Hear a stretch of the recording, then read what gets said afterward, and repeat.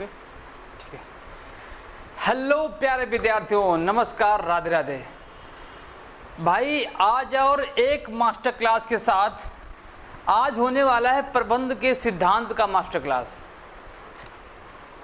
आज प्रबंध के सिद्धांत से संबंधित जो भी क्वेश्चन बनते हैं आज उसका शुरुआत हो रहा है और ये शुरुआत आज पहला क्लास है और इसमें कम से कम 10 क्लास और होंगे जो प्रबंध के सिद्धांत से संबंधित होंगे। मास्टर क्लास शुरू करने से पहले मेरे भाई आज मैं आपको एक इन्फॉर्मेशन दे दूं। क्या इन्फॉर्मेशन है? बहुत ही अच्छी खबर है आप लोगों के लिए और वो खबर है EMRS।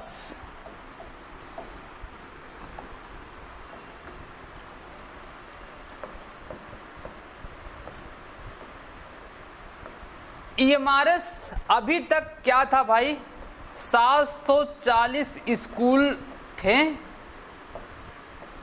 EMRS में और इसमें टोटल 38,000 वैकेंसियाँ आनी थी और जिसमें से लगभग आपके 10,000 वैकेंसी आ गए थी। तो अभी भी 28,000 वैकेंसी बची हुई थी। यस, इसका मैंने आपको एक वीडियो भी बनाकर दिया था, इसके बारे में समझाया भी था, बताया भी था कितना सीट है। प्लस पॉइंट ये हुआ है कि 440 और स्कूल ऐड कर दिए गए, मतलब कि 440 स्कूल और बनने वाले हैं। ये प्लस पॉइंट है। कितना हो जाएगा मेरे भाई? 8 7 4 11 1180 स्कूल हो जाएंगे। तो 740 स्कूल में 38,000 वैकेंसी थी, तो 440 और ऐड कर देंगे तो उसमें और भी वैकेंसी आपकी इंक्रीज हो जाएगी। है ना मजे की बात? ये गुड न्यूज़ है भाई। इसका मतलब है अगर से स्कूल ओपन हो रहे हैं तो वैकेंसी भी बहुत जल्द आपको देखने को मिलेगी। मैं बार बार कहता हूं कि अभी तक का सबसे हाईलाइटेड पॉइंट EMRS ही है जो 100% आने की गारंटी है ये कि इसकी वैकेंसी आएगी ही आएगी। अभी हाल फिलहाल में KBS का मैटर चल रहा है। आज के समय का ट्रेंडिंग पॉइंट KBS भी है। लगातार नोटिस पे नोटिस जारी किए जा रहा है और KBS ने अभी रिसेंटली में एक और नोटिस जारी किया है जिसमें लगभग ये दिखाया जा रहा है कि 56,000 वैकेंसी अब की बार KBS में आने वाली है, जिसमें टीचिंग और नॉन टीचिंग सब इंक्लूड होगा। टीचिंग, नॉन टीचिंग सब। इन नॉन टीचिंग का लगभग मुझे लगता है कि 4500 है। बाकी सारे PRT, TGT और PGT की वैकेंसी इस 56,000 में है। 2 वैकेंसी आपके लिए एकदम रेडी है। तो रेडी है तो आप भी रेडी रहो भाई। क्या करना है? बस पढ़ते रहना है, पढ़ते रहना और पढ़ते रहना है, कुछ भी नहीं करना है। 2025 आप लोग के लिए बहुत ही सुनहरा मौका है जिसमें आपकी एक सीट 100% फिक्स होने वाली है। कहाँ पर? यूपी में नहीं सही तो EMRS में, EMRS में नहीं सही तो KBS में। ये मान चलो कि आपको कहीं ना कहीं एक सीट लेनी है तो लेनी है। उसके लिए आपको क्या करना है? लगातार कंटिन्यू पढ़ते रहना है। ठीक है? KBS और EMRS दोनों का सिलेबस मैं बार बार बता रहा हूं, कॉमर्स का लगभग सिलेबस 99% सेम है, कोई चेंजेस नहीं है। सेम पैटर्न है, सेम सिलेबस है, सेम तरीके से क्वेश्चन आता है, सब कुछ सेम है, कोई चेंजेस नहीं है मेरे भाई। बस क्या करना है? पढ़ते रहो, पढ़ते रहो और पेपर की तैयारी करते रहो भाई। 100% बिलीव अपने अंदर रखो कि हमको अब की बार 2025 में सिलेक्शन लेना ही लेना है। EMRS KBS भाई एक ऐसे जॉब है जहां पर आपको रहने का घर, आवासीय जॉब है भाई। इतना ज़बरदस्त आपको अगर EMRS में सिलेक्शन मिलता है तो आप कहाँ जाएंगे पता है? एक प्राकृतिक के गर्भ में जाएंगे जहां पर एकदम नेचुरल आपको सारी चीज़ मिलने वाली है। क्यों? क्योंकि EMRS का स्कूल ही ऐसे जगह सेटल किया जाता है जहां पर जनजातीय क्षेत्र होते हैं और जनजातीय क्षेत्र जहां होते हैं आपको पता है क्या होता है? वो बहुत ही नेचुरल फुल एरिया होता है। ठीक है। सैलरी भी अच्छी खासी होती है, अच्छी खासी नहीं बहुत ही अच्छी खासी होती है आपके ईएमआरएस में सैलरी और केवीएस में सैलरी, ठीक है। तो गोल्डन चांस है आप लोग के लिए, ये इंफॉर्मेशन देना था आपको ईएमआरएस और केवीएस से संबंधित, ये मैंने दे दिया, ठीक है। चलो शुरुआत करते हैं आज का पहला क्वेश्चन। पहला क्वेश्चन क्या है मेरे भाई, देखो और क्वेश्चन को पढ़ो, ठीक है। क्या कह रहा है कि जॉब रोटेशन मीन्स कार्य चक्रानुक्रम का आशय क्या है। ये पूछ रहा है कि जॉब रोटेशन क्या होता है। जॉब रोटेशन मैं आपको पहले समझा दूं, इसके बाद आप क्या करेंगे, आंसर इसमें सर्च करिएगा, जो आपको अच्छा लगे कंसेप्ट के अकॉर्डिंग उसको टिक मार दीजिएगा, अच्छा नहीं लगना, जो सही लगे भाई। देखो कार्य चक्रानुक्रम होता क्या है, इसमें संगठन के द्वारा या प्रबंधन के द्वारा जो कर्मचारी काम करते हैं संगठन के अंदर, उनका रोटेशन एक जगह से दूसरे जगह किया जाता है। क्यों, ऐसा क्यों होता है, इसलिए ऐसा होता है क्योंकि जो उनकी गुणवत्ता होती है उसको सुधार करना होता है। ऐसा क्यों, क्योंकि एक जगह काम करते करते कर्मचारी बोर भी हो जाते हैं। उस बोरिंग पीरियड को हटाने के लिए क्या करते हैं, संगठन के द्वारा उस कर्मचारी को एक जगह से दूसरी जगह ट्रांसफर कर दिया जाता है। एक कारण और है इसका कारण यह है कि एक जगह रहते रहते व्यक्तियों में जलन की भावना भी डेवलप हो जाती है, उसको भी कम करने के लिए जॉब रोटेशन का यूज किया जाता है। इसका और भी काम किया जाता है, इसका और उद्देश्य है कर्मचारियों को प्रशिक्षित करने के उद्देश्य से भी जॉब रोटेशन किया जाता है। तो कई सारे रीजन है इसका कि कार्य चक्रानुक्रम का आशय इसीलिए होता है जो मैंने आपको बताया। ऑप्शन में ढूंढते हैं क्या मिलता है ऑप्शन में। पहला कह रहा है कार्य अंतर्वस्तु की पुनर्व्यवस्था, नहीं मेरे भाई।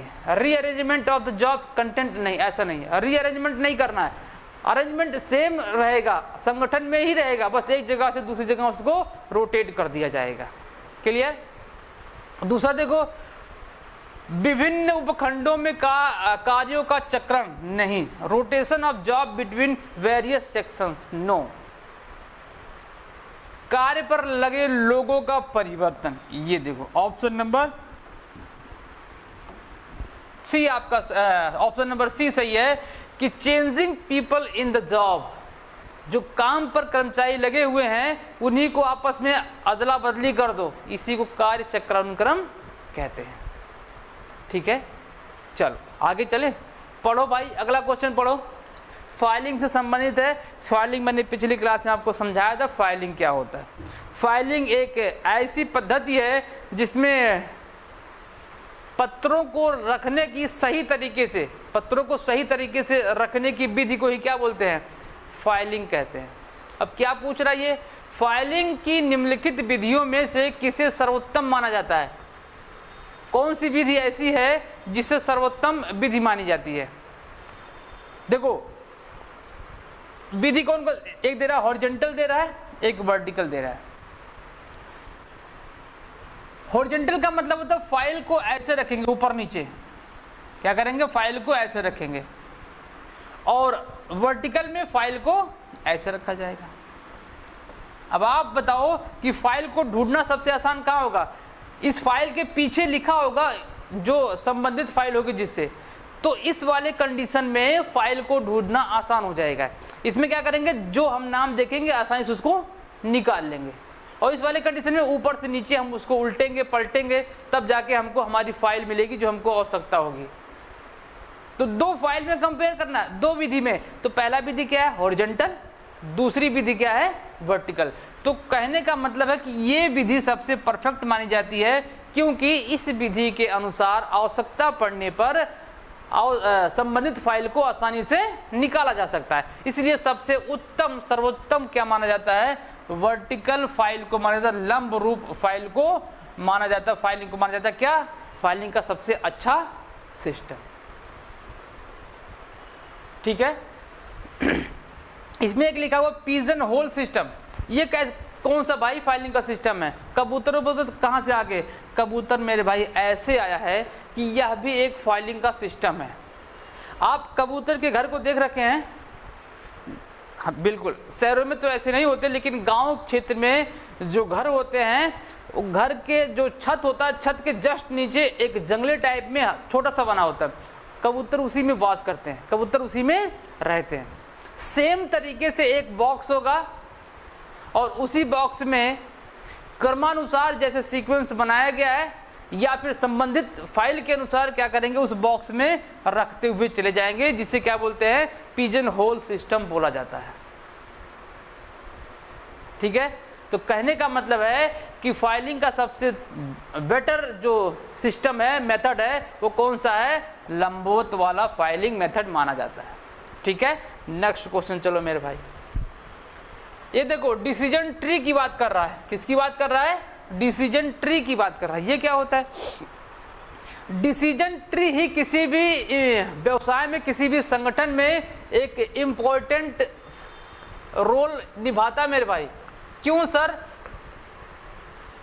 क्या हुआ कि संगठन में उच्च प्रबंध के द्वारा क्या करना है, किसी अवसर को अगर मिला, उस अवसर को भुनाना है।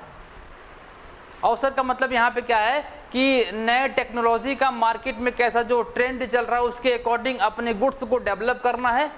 उस अवसर को भुनाना है कि यदि प्रबंधक समिति उस डिसीजन को एडहॉक नहीं ले पाती है, तो हम उस अवसर को खो देंगे, वो अवसर का हम लाभ नहीं उठा पाएंगे, मतलब कि जो मार्केट में चलन है उसका हम फायदा नहीं उठा पाएंगे। तो उसमें इंपॉर्टेंट रोल क्या होता है, डिसीजन ट्री का होता है।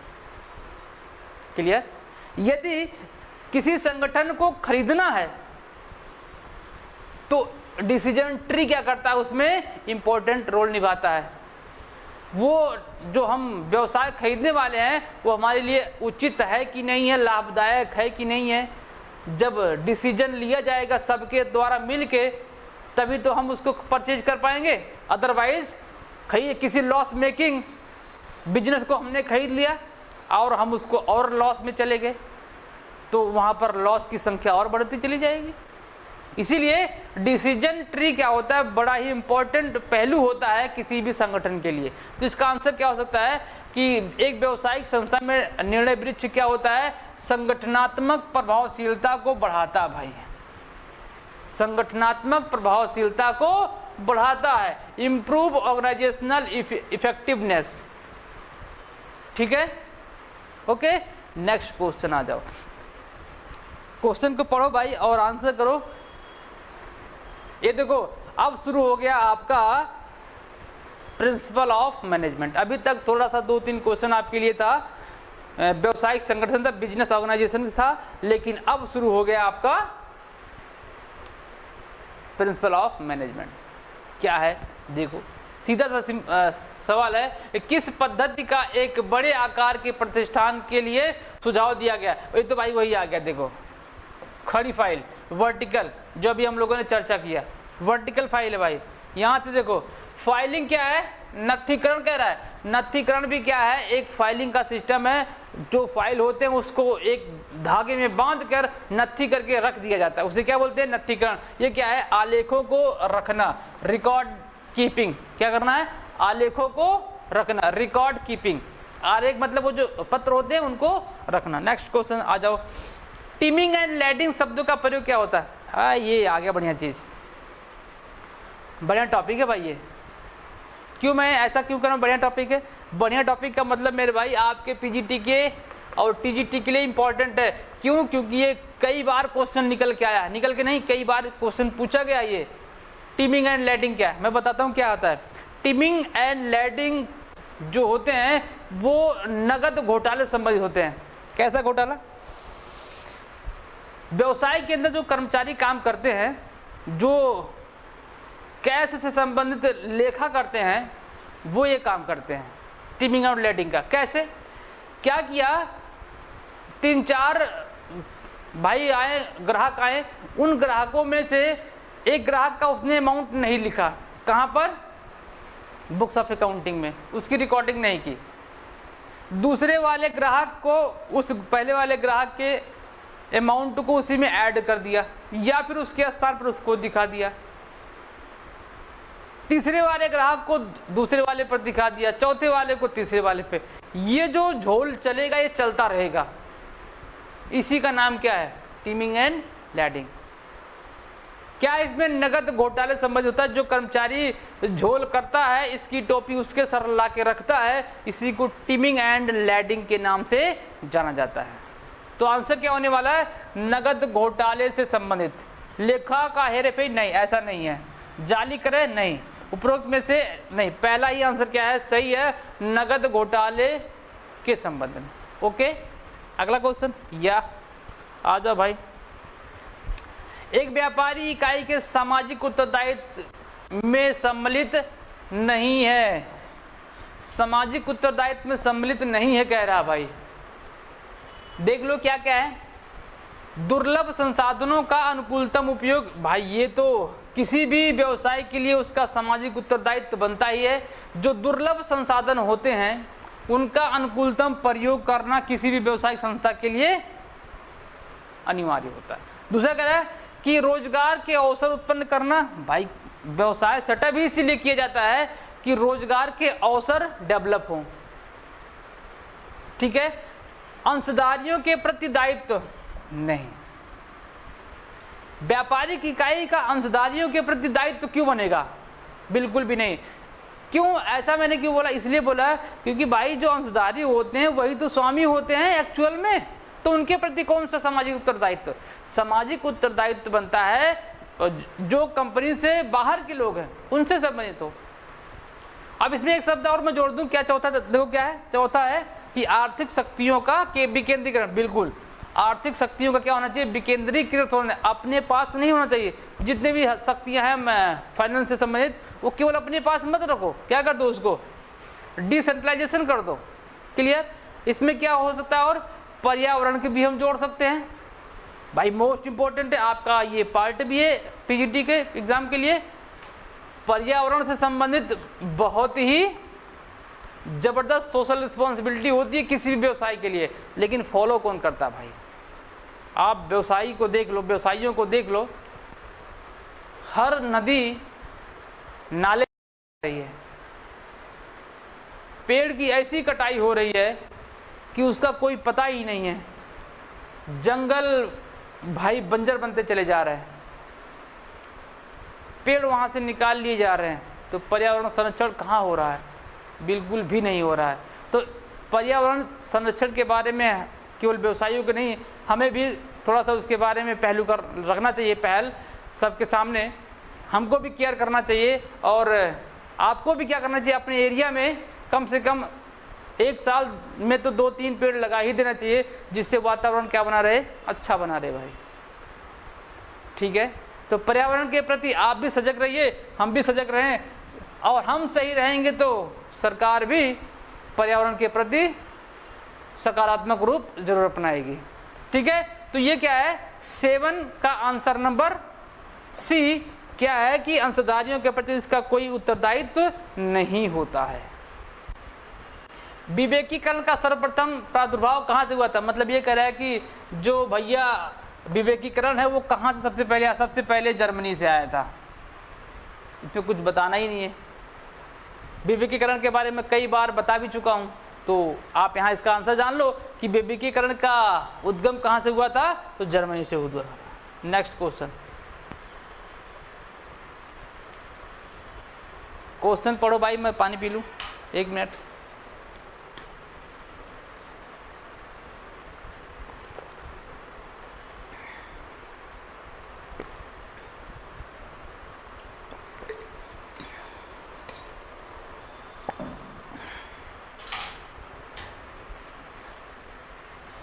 प्रबंधकीय कौशल में सम्मिलित है। आ जाओ, सबसे पहले ये जान लो कि प्रबंधकीय कौशल दिया किसने है? प्रबंधकीय कौशल मेरे भाई फ्योल भाई ने दिया है। और फ्योल कौन है? 14 सिद्धांत देने वाला वह व्यक्ति जो प्रबंध सिद्धांत का जनक माना जाता है, वही क्या दिया है? प्रबंधकीय कौशल के बारे में भी बताया है। उन्होंने कितने कौशल को बताया? 5 कौशल को बताया है। यहाँ पर 3 दे रखा है। क्या दिया है? 3 दे रखा है। क्या? तकनीकी कौशल, नैदानिक कौशल और राजनीतिक कौशल। ये इसने बता दिया है। कहा कि भाई ये देखो है, ये है और ये है।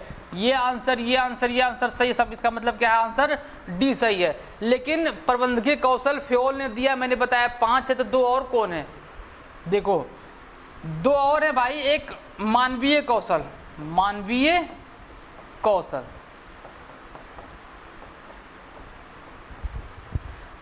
अगला देख लो, ये है अवधारणात्मक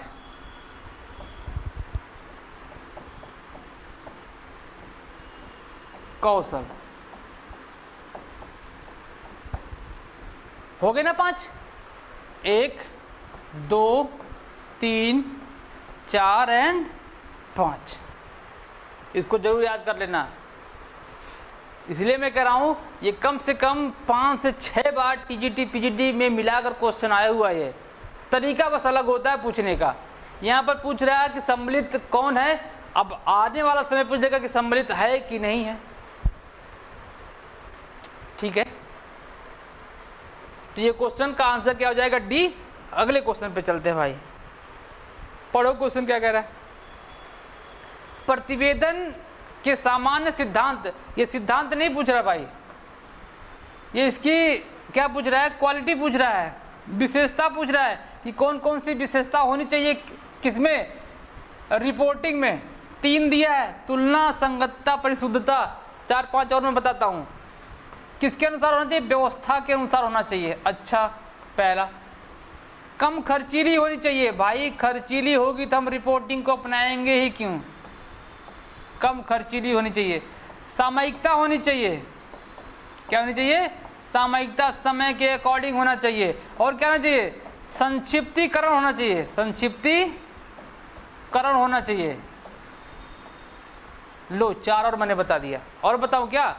आ जाओ, ये हो गया 3 4 5 6 7। और एक निकालू क्या? व्यवस्था, कम खर्चीली, सामयिकता, संक्षिप्तीकरण। और याद नहीं आ रहा भाई। ठीक है, तो ये 4-5 आप याद कर लीजिए। और भी है। ठीक है, तो ये क्या है? एक प्रतिवेदन की सामान्य सिद्धांत की बात करेगा, तो ये आपका आंसर नंबर इसका डी हो जाएगा। Next question,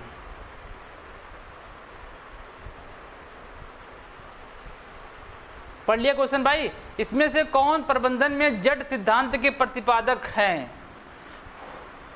Who among the following is the founder of the theory Z in management?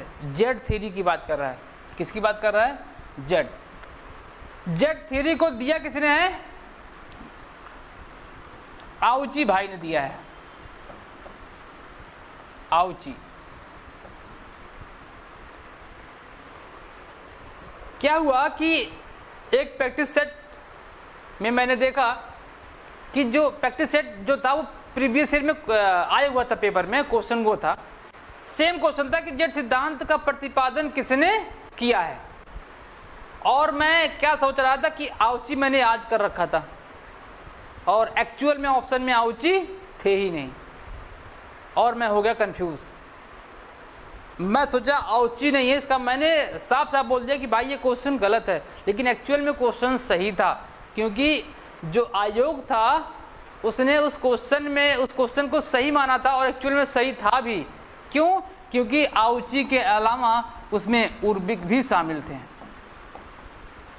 उर्बिक भाई भी शामिल थे, और आउची ना होकर क्या था? उर्बिक था। तो ऑप्शन में उर्बिक आंसर को उसने सही माना था। लेकिन यहाँ पर आउची भाई दे रखे हैं, विलियम आउची हैं, तो जेड सिद्धांत के प्रतिपादक आउची के अलावा कौन है? उर्बिक भी है। ये आप ध्यान रखिएगा, आउची के अलावा कौन है? उर्बिक भी है। अब यहाँ पर 4 नाम और दे रखे हैं। क्या मैं चारों को बताऊं क्या क्या दिए हैं? बता दे तो अच्छी बात है, बिल्कुल बताता भाई। देखो, मैस्लो ने क्या किया है? 5 आवश्यकता सिद्धांत को बताया है। बस आपको ये रखना है कि मैस्लो ने आवश्यकता सिद्धांत को बताया है। लिख लो भाई, आवश्यकता सिद्धांत मैस्लो। विक्टर ब्रूम ने मूल्य प्रत्याशा सिद्धांत को बताया है। मूल्य प्रत्याशा, कौन सा? मूल्य प्रत्याशा। ठीक है। मैकग्रेगर ने बताया है एक्स एंड वाई सिद्धांत को बताया है। हर्जबर्ग ने क्या बताया है? द्विपद घटक सिद्धांत को उन्होंने वर्णन किया है। हर्जबर्ग द्विपद घटक में आरोग्य और अभिप्रेरक दो घटक हैं, जिसके बारे में क्या बताया है, हार्जबर्ग ने बताया है। क्लियर? उम्मीद है कि आप लोगों ने लिख लिया होगा चारों पांचों के सिद्धांत का नाम। नीतियों का निष्पादन, भाई नीतियों का निष्पादन ऑपरेटिव करेगा और कौन करेगा, बनाएगा कौन, उच्च वाले जो प्लानर होते हैं, उच्च अधिकारी होते हैं, वो नीतियों को बनाते हैं और उसका पालन कौन करवाता है, निष्पादन कौन करवाता है, प्रचलनात्मक प्रबंधन करवाता है, जिसे ऑपरेटिव मैनेजमेंट कहा जाता है। बनाएगा कौन, प्रशासकीय, या इसी को एग्जीक्यूटिव भी कहते हैं, कार्यकारी प्रबंधन, दोनों सेम होते हैं। ठीक है, तो आंसर इसका कौन सा जाएगा, पहला, नीतियों का निष्पादन कराने वाला ऑपरेटिव मैनेजमेंट होता है। Next question please. या देखो क्या है, management is the function of executive leadership everywhere this define given by is. समझ में आया क्वेश्चन? ये पूछ रहा अधिशासी नेतृत्व के बारे में पूछ रहा कि किसने दिया है। ये अधिशासी नेतृत्व को मैं बता दूं, आरसी डेविस ने दे रखा है। आप की पॉइंट ध्यान रखिएगा, अधिशासी नेतृत्व की पॉइंट है, किसने दिया था, आरसी डेविस। तो ठीक है, तो ऑप्शन इसका नंबर सी है, आरसी डेविस। और ये जो कोटलर वगैरह सब दे रहे, कुंट जो ये सब जो दे रहे हैं, इसके बारे में भी क्वेश्चन आने वाला, मैं वहां पर चर्चा करूंगा। ठीक है, नेक्स्ट, प्रबंधन एक ऐसा अंग है जिसे केवल कार्यों के माध्यम से ही परिभाषित किया जा सकता है। इसने ये शब्द किसने कहा है, Peter F Drucker. Peter F Drucker ने ये परिभाषा दे रखी है।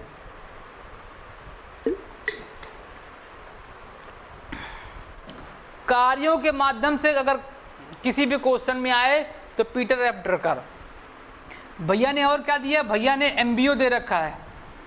कहां पर दिया एमबीओ, 1954 में इनकी एक बुक आई थी, द प्रैक्टिस ऑफ मैनेजमेंट। कौन सी book, the practice of management. इस बुक में इन्होंने एमबीओ के बारे में बताया था। एमबीओ क्या है, अभी बताता हूं क्या है एमबीओ। एडम स्मिथ, ये भाई इकोनॉमिक्स को बताने वाले व्यक्ति हैं। जॉर्ज आर टेरी, पता नहीं क्या दिया है। और यहाँ पर हमको दो लोगों से मतलब था, एक था पीटर एफ ड्रकर और हेनरी फ्योल भाई, जिन्होंने क्या दिया है, 14 सिद्धांत को बताया है। किसने, हेनरी फ्योल ने। तो दो आपको मिला, ड्रकर, एमबीओ, और कार्यों के माध्यम से जो डिफाइन किया जाता है उसे ही ड्रकर ने बता रखा है। 14 सिद्धांत फ्योल ने बता रखा है। ठीक है, नेक्स्ट क्वेश्चन प्लीज। परिणामों को चरितार्थ करने के लिए निम्नलिखित में से सर्वाधिक लोकप्रिय उपागम कौन सा है। देखो, दो पहलू को हमको समझना है, एक ए वाले को और बी वाले को। इसका आंसर मैं बता देता हूं, एमबीओ है, मैनेजमेंट बाय ऑब्जेक्ट है। अभी मैंने बताया किसने दिया था, पीटर एफ ड्रकर ने। एमबीओ होता क्या है, मैनेजमेंट बाय ऑब्जेक्ट में इस प्रिंसिपल ने क्या बता रखा है कि जो किसी भी संगठन का ऑब्जेक्टिव होगा, उद्देश्य होगा, वो कर्मचारियों और प्रबंधन में स्पष्ट रूप से क्लियर होना चाहिए। ये कर्मचारी को भी पता होना चाहिए, ये प्रबंधन को भी स्पष्ट रूप से पता होना चाहिए कि इस संगठन का मेन पर्पस क्या है। क्यों, इसलिए क्योंकि यहां पर इफिशियंसी इंक्रीज हो जाएगी। गुणवत्ता सुधार के लिए ही यह प्रिंसिपल लागू होता है कि दोनों को उद्देश्य का एकदम क्लियर रूप से, क्लियर कट पता होना चाहिए कि इस संगठन का मेन पर्पस क्या है। एमबीओ यही बताता है, इसलिए बताता है क्योंकि यहाँ पर गुणवत्ता में सुधार होगा। कर्मचारी भी क्या करेगा, अपने आप को गर्व प्राइड करेगा, फील करेगा कि भाई क्या हुआ कि कंपनी ने, जो संगठन है, उसने अपने उद्देश्य को हमको बता कर रखा हुआ है। इसका मतलब है कि प्रबंधन समिति को हमारे ऊपर काफ़ी ज़्यादा ट्रस्ट है। तो उस क्या होगा, उससे वो अभिप्रेरित होगा और काम करने की क्वालिटी वहाँ पर क्या हो जाएगी, इंक्रीज हो जाएगी। ठीक है, तो ये क्या हुआ, आपका आंसर इसका क्या है, एमबीओ। एमबीई क्या है, इसको किसने दिया है, इसको टेलर ने बता रखा है। मैनेजमेंट बाय एक्सेप्शन, किसकी बात करता है? एक्सेप्शन की बात करता है। कह रहा है कि जो टॉप लेवल पर मैनेजमेंट बैठा हुआ है उसको हर एक पहलू को अपने पास नहीं रखना चाहिए, उसका मेन फोकस वहां पर होना चाहिए जो कड़ी छूट रही हो या फिर क्या हो, इंपॉर्टेंट हो, बाकी क्या कर देना चाहिए। अभी हम लोगों ने देखा था विकेंद्रीकरण, विकेंद्रीकरण यही तो था ना, विकेंद्रीकरण का फॉर्मूला यहाँ पर लागू हो जाता है कब? मैनेजमेंट बाय एक्सेप्शन में, कि सारे अधिकार अपने पास मत रख मेरे भाई, नीचे कर्मचारियों को भी या नीचे जो आपसे नीचे उनको भी कुछ अधिकार दो, कुछ उत्तरदायित्व दो काम करने के लिए। आप वहां पर ध्यान दो जहां पर लाभदायकता अधिक हो और जहां पर वो लोग करने में काम असमर्थ हो, आप उस पर ध्यान दीजिए, बाकी का काम नीचे वालों को दो करने के लिए। तो मैनेजमेंट बाय ऑब्जेक्ट ये है और एमबीओ ये है। उम्मीद है कि आपको अच्छे से समझ में आया होगा एमबीओ क्या है और मैनेजमेंट बाय एक्सेप्शन क्या है। प्रबंधन क्या है? प्रबंधन बाय प्रशासन सहित छोटा सा क्वेश्चन था। क्यों लाया मैं इसलिए आपके लिए, क्योंकि ये क्वेश्चन कई बार रिपीट रूप में, रिपीटेड एक्शन में आपसे पूछा गया है, इसलिए मैं क्वेश्चन छोटा सा आपके लिए लेके आया था। क्या है? कुछ भाई जो प्रबंध शास्त्री हैं वो प्रशासन को प्रबंध से अलग मानते हैं, कुछ लोग प्रबंध में प्रशासन को मानते हैं, कुछ लोग प्रशासन में प्रबंध को मानते हैं और कुछ लोग इससे अलग मानते हैं। भाई किसी की एक सहमति नहीं है, अंत में रिजल्ट क्या निकलता है कि प्रशासन सहित ही प्रबंध है। तो आपको बस इतना याद करना है कि प्रशासन सहित ही प्रबंध होता है और कुछ नहीं। ठीक है। 70 नंबर का क्वेश्चन क्या कह रहा है कि हर्जबर्ग ने, अभी देखो वहां पर आया था ना हर्जबर्ग वाला, हर्जबर्ग में वृद्धि अभिप्रेरक आरोग्य, देखो आगे क्या आरोग्य मैंने बताया था और एक क्या है अभिप्रेरक, ये देखो दोनों है। विज्ञान सिद्धांत अनुसार आरोग्य घटक उत्तरदायित्व होते हैं। किसके लिए उत्तरदायित्व होते भाई? ये होता असंतुष्टि में कमी करना। कुछ व्यक्ति होते हैं, कुछ व्यक्ति ऐसे होते हैं जो खुश नहीं होते हैं हमारे संगठन से। कुछ व्यक्ति किसी भी संगठन, हर संगठन में ऐसे पाए जाते हैं कि कुछ व्यक्ति ऐसे होते हैं जिनको हमारा संगठन अच्छा नहीं लगता है या फिर हमारे उत्पादन की क्वालिटी उनको अच्छी नहीं लगती। कोई और ऐसा रीजन होगा जिससे वो खुश नहीं होते हैं। उनका जो अनहैप्पीनेस है उसको थोड़ा सा कम करना, बढ़ाना नहीं है, थोड़ा सा कम करना, मतलब कि जो असंतुष्टि का लेवल है उसको थोड़ा सा घटा के और कम करना, इसका मेन पर्पज आरोग्य का यही होता है और कुछ नहीं। तो ऑप्शन नंबर सी इसका आंसर हो गया। हर्जबर्ग ने दो घटक सिद्धांत को बताया है जिसमें एक आरोग्य है, दूसरा क्या है अभिप्रेरक है। ठीक है। नेक्स्ट क्वेश्चन, नियंत्रण के विस्तार के सिद्धांत का संबंध। पहले मैं बता दूं कि नियंत्रण का विस्तार सिद्धांत किसने दिया था? ग्रे-कुनाज ने दिया था। ये आप जरूर याद करके रखेंगे। नियंत्रण के विस्तार का सिद्धांत ग्रे-कुनाज साहब ने दिया था और उसने ये बताया था कि किसी भी व्यक्ति के नीचे कंट्रोल जो होते हैं, व्यक्ति होते हैं काम करने वाले, वो इतने हो कि वह व्यक्ति उसको कंट्रोल कर सके, मतलब उनको दायरे में रखकर ही काम करवा सके। नहीं पता लगे किसी व्यक्ति को इतने व्यक्ति दे दिए कि उसके अंडर काम करने वाले वो कंट्रोल ही नहीं कर पा रहा है, तो इससे गुणवत्ता क्या हो जाएगी? कम हो जाएगी। ठीक है। कंट्रोलिंग का सिस्टम वहां पर सही नहीं होगा और जब सही नहीं होगा तो काम भी सही रूप से नहीं हो पाएगा। इसमें जो क्वालिटी है वो डिक्रीज हो जाएगी और लाभदायकता पर भी इसका प्रभाव पड़ेगा। इसीलिए ग्रे-कुनाज ने कहा कि नियंत्रण का विस्तार किस पर होना चाहिए? कर्मचारियों की संख्या पे होनी चाहिए। ध्यान रखिएगा, वर्ग पर नहीं होगा, नहीं होगा, कर्मचारियों की संख्या से, नियंत्रित होने वाले कर्मचारियों की संख्या से होगा। तो ऑप्शन नंबर बी सही है कि नियंत्रित होने वाले कर्मचारियों की संख्या से इसका तात्पर्य है, जो ग्रे-कुनाज ने बता रखा है। ठीक है। नेक्स्ट क्वेश्चन आओ, सेकेंड लास्ट क्वेश्चन क्या कह रहा है कि औपचारिक समूह के माध्यम से तथा उसके द्वारा कार्य संपादित करने की कला ही प्रबंधन है। जहां पर औपचारिक समूह की बात करेगा, की पॉइंट, औपचारिक समूह कौन कहेगा? हैरोल्ड कुंटज ने कह रखा भाई। किसने कहा है? हैरोल्ड कुंट ने ये परिभाषा दे रखा, बस परिभाषा याद करना, इसमें समझाने की बात नहीं। पीटर एफ ड्रकर आपको पता है, इन्होंने एमबीओ दे रखा है। हेनरी फ्यो ने 14 सिद्धांत दे रखा है। टेलर ने क्या दिया, साइंटिफिक मैनेजमेंट की बात की है, साइंटिफिक प्रिंसिपल की बात की है, किसने, टेलर साहब ने। और अपवाद का सिद्धांत भी इन्होंने बताया था, अभी हम लोगों ने पढ़ा, MBE अपवाद का सिद्धांत। ऑप्शन नंबर इसका सी आंसर। लास्ट क्वेश्चन क्या है भाई आज का, मैस्लो ने क्या दिया है, आवश्यकता सिद्धांत बताया, जिसमें 5 सिद्धांत का उन्होंने वर्णन किया है और बिल्कुल डिट्टो क्रम वाइज आपसे क्वेश्चन पूछता है।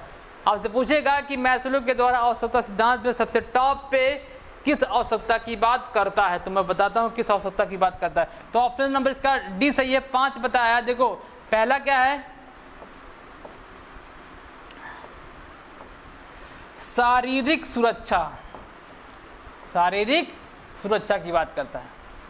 आवश्यकता लिख लो, सुरक्षा नहीं, आवश्यकता। दूसरा सीक्वेंस वाइज लिख रहा हूं, शारीरिक सुरक्षा संबंधी आवश्यकता, सुरक्षा संबंधी आवश्यकता।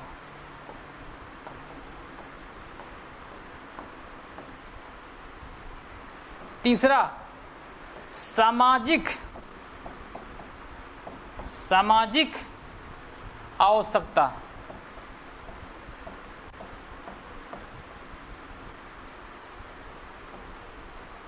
चौथा आत्मसम्मान, सम्मान की, आत्मसम्मान नहीं, या आत्मसम्मान लिख लो, आत्म सम्मान की आवश्यकता।